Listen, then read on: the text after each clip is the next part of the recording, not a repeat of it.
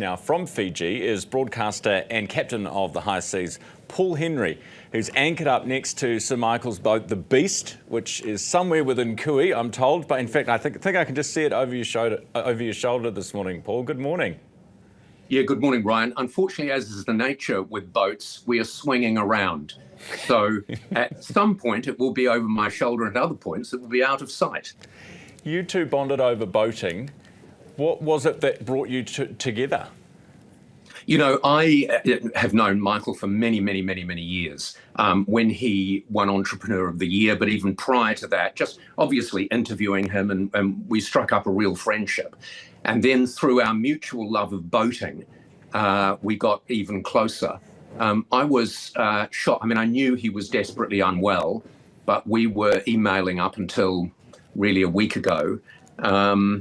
And here I am anchored right next to the Beast, and I was hoping that he would be able to come up here and, as we did last time, you know, have a meal together on board, that sort of thing. You know, he was a lovely man. Now, people say that, and I've gone quiet on some people I know when they've passed away because they weren't lovely. Michael was a truly lovely man. Here's the thing that for me, he stood out because he was probably the smartest man in any room you were in, but he never seemed like the smartest man. He did something that most people don't do, and that was really listen. And if Michael said to you, "What do you think of something?" he actually wanted to know what you thought of it. And if you just briefly said, "Oh, yeah, no, that's all right." Well, what do you mean that's all right? What do you actually think? And he would really listen to the answer. I think that was his true golden touch. No matter who you were, he would study what you were saying and learn from it. Am I right in saying there was an incident with a watch? He stole your watch at some point? Well, he didn't. We were on air together, and he had just brought out a range of Michael Hill watches.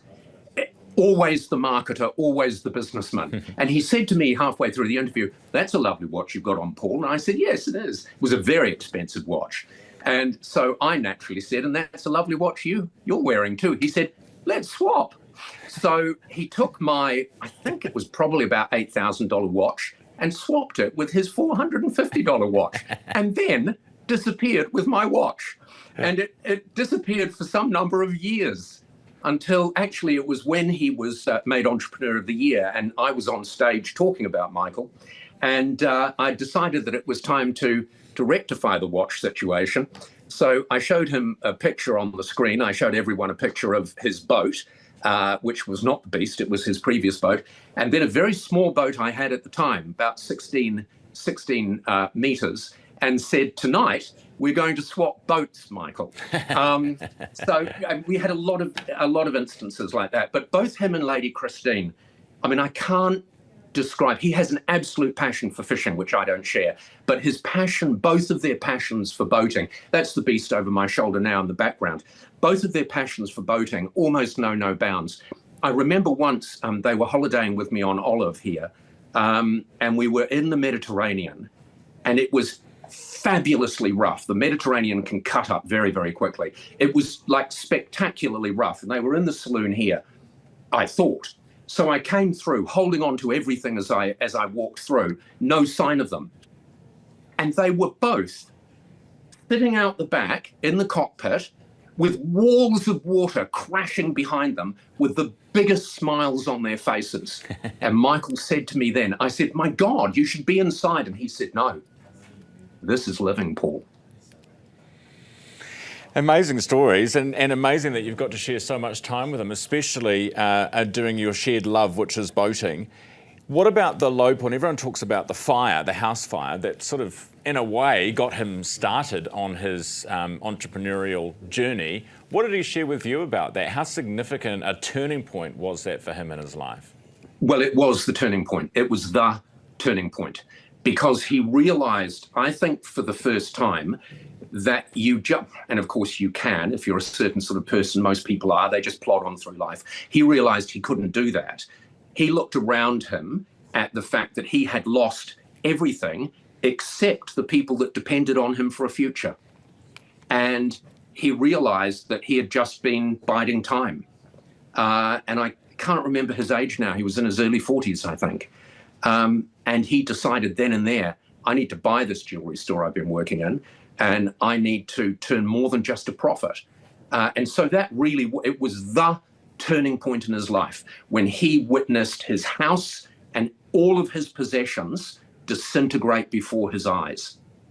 It's incredible, really, isn't it? And what about the catch cry, the very famous now marketing genius line, "Hello, Michael Hill, jeweller"? Do you think that's something he would have spent a long time thinking about and coming up with? Do you know, that's a very good question, Ryan. I don't know. I think he knew point of difference. He understood point of difference. And if you go back to that time, I remember one of the famous ones. I hope I remember this correctly. I once talked to him about it and he couldn't remember it. But the best Michael Hill ad was a Christmas ad, I think it was, for buying your wife a ring. Look at the beast in the background. You know, Michael will live on in so many ways. His name will live on in all the jewellery stores and so many people's positive memory, and in this magnificent vessel behind me now. Anyway, this ad, Michael Hill, jeweller, buy a lovely ring for your wife and we'll give you a chainsaw. I mean, how inspired was that? New Zealand men don't go out, and certainly then they didn't go out buying jewellery for their wives. But how can a wife complain about a new chainsaw when he gets it for free because he buys her a ring? I mean, how inspired is that? Also, just a lovely thing to have as your legacy is jewellery that brings people together and you know, is a sort of a symbol of their love for one another. A beautiful legacy that he's leaving. You know, that's exactly right. One of the best things Michael ever did was marry Christine. You know, they are so perfectly matched. They're both very strong people, very clever people, and very artistic people. And they both allowed each other to flourish. Paul, thanks for sharing your memories this morning. Really appreciate it. Thanks, Ryan. Paul Henry, broadcaster, remembering Michael Hill.